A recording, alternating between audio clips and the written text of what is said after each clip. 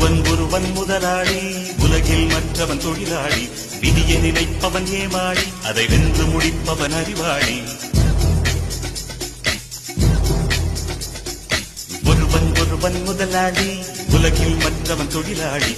விதியை நினைப்பவன் ஏமாளி, அதை வென்று முடிப்பவன் அறிவாளி. பூமியை வெல்ல ஆயுதம் எதற்கு, பூப்பறிக்க கோடரி எதற்கு, பொன்னோ பொருளோ